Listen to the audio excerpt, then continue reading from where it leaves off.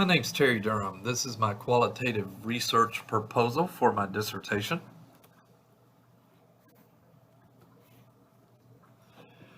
The objective of this study is to identify certain practices that will aid in increasing the retention of our English language learner students attending community college.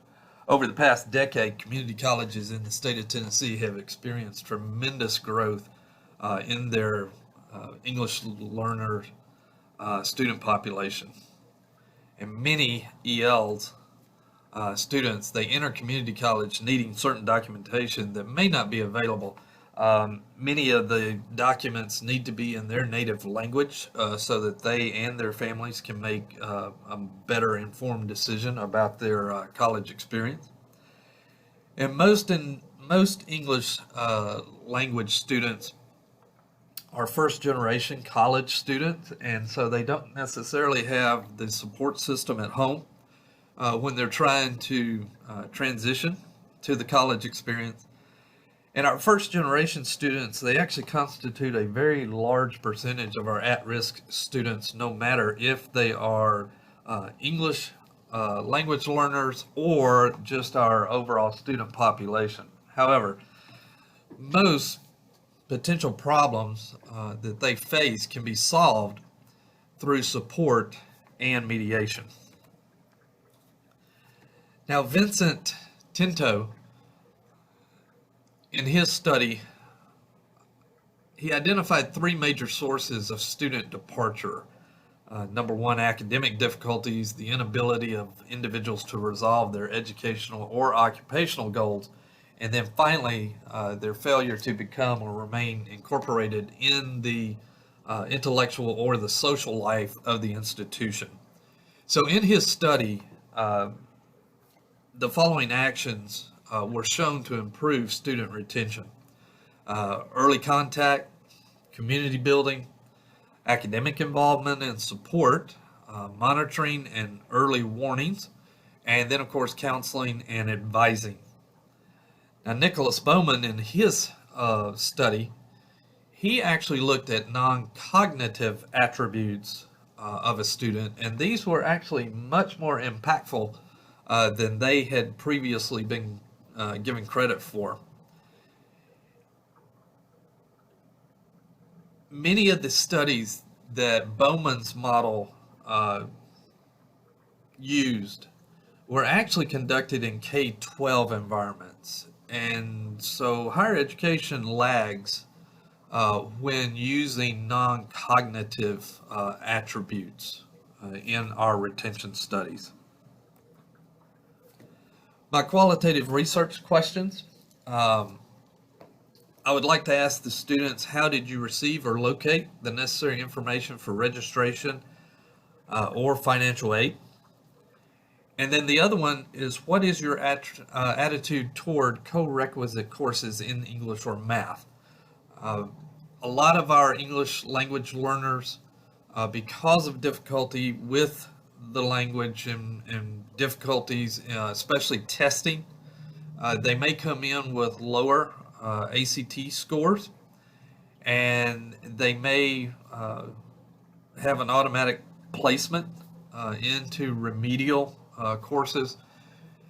Actually, at the community college here, we have developed a co-requisite model that has a remedial course coupled with a college level course, and the remedial course acts almost as a lab to the topics being covered in the college level course.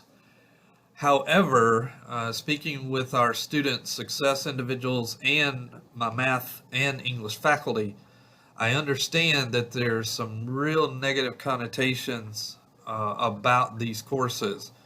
And so I just want to investigate where that attitude comes from. As far as the theoretical framework, again, I'm going back to Dr. Tinto. His work focused on student engagement and student individuality when analyzing retention. And so considering his framework, I can look at some very specific questions that can be asked, hopefully to aid in possible procedural changes to help our English language learners get the information they need and really get the aid that they need, the resources, if you will, they need much faster and more efficiently while they're, trying to navigate this first semester. And this framework also helps shape the method used to collect the data from the students participating in the study.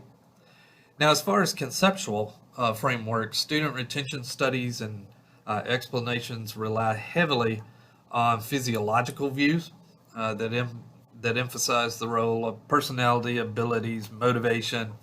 And so, given this framework, we can structure some potential questions that we can ask in discussions or in focus group type situations or on surveys to get more of an insight into how these students are feeling.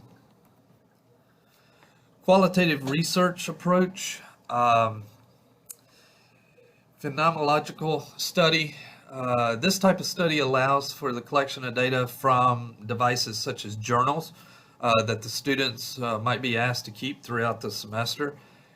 And having those students write and explain in their own words their experiences, both good and bad, throughout the semester can really lead to, I'm hoping, some real insights into changes that we can make to help these students along the way.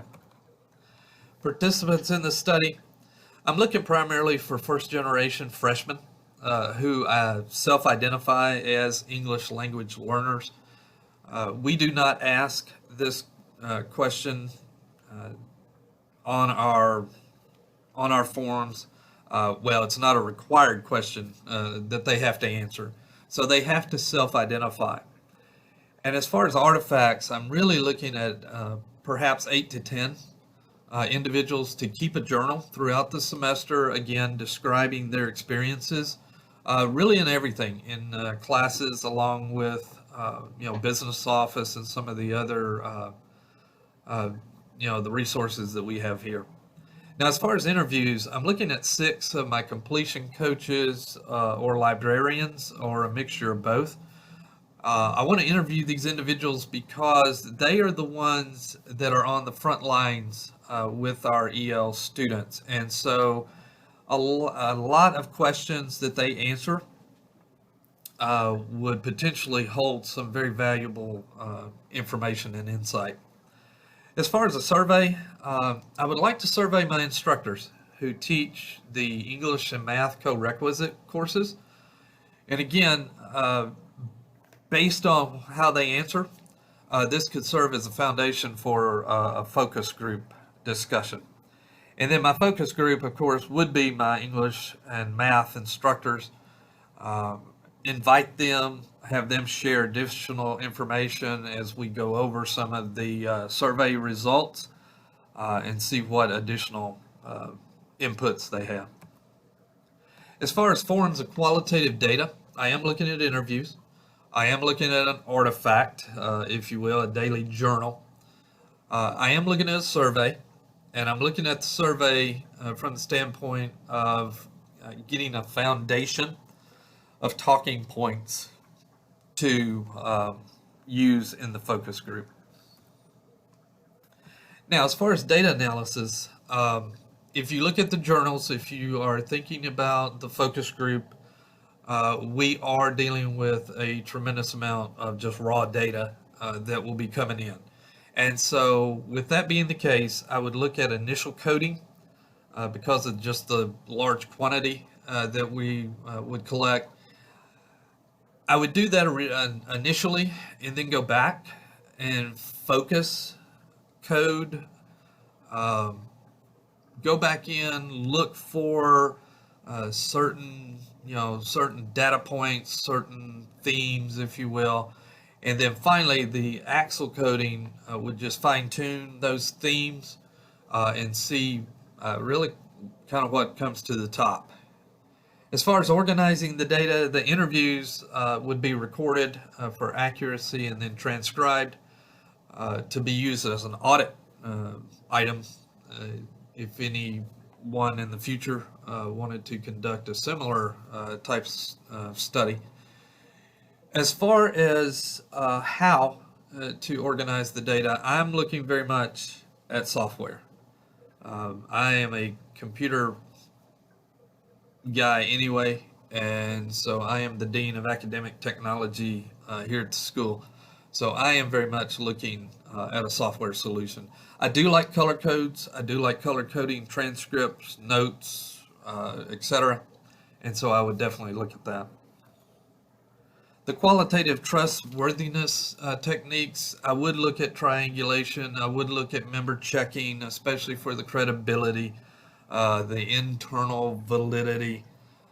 As far as transferability, maybe to someone that wants to review the study or maybe even use it as a foundation, definitely thick description, very detail oriented, very explanatory.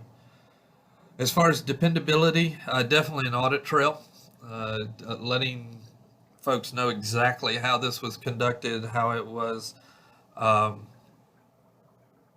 ultimately how my result was reached.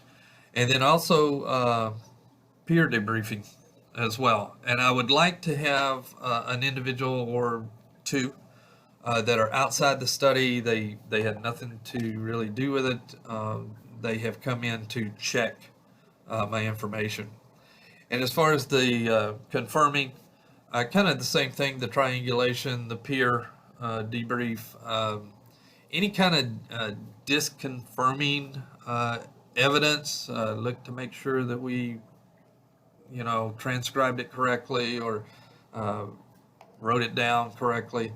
And then finally, there again, documentation or a reflective journal on how this was conducted. Ethical considerations, anytime that you deal with participants, we have to have consent. And so this would be voluntary on the front end. And then, of course, written consult or consents would be obtained. Techniques for protecting these participants, no personal identifiers would be on the surveys, the interviews, or any kind of transcript. Generic alias identification would be used in any kind of written documentation. Any electronic storage of data would be password protected. I would also prefer anything not stored in the cloud would be, of course, also bio-protected, identity. And then any personal identification would be removed, especially in the debriefing process, so that the individual's protection would be, of course, anonymous. I want to thank you for allowing me to go over this, and any questions that you have about my research, please feel free to contact me. Again, my name is Terry Durham. I am the Dean of Academic Technology at Motlow State Community College. Thank you.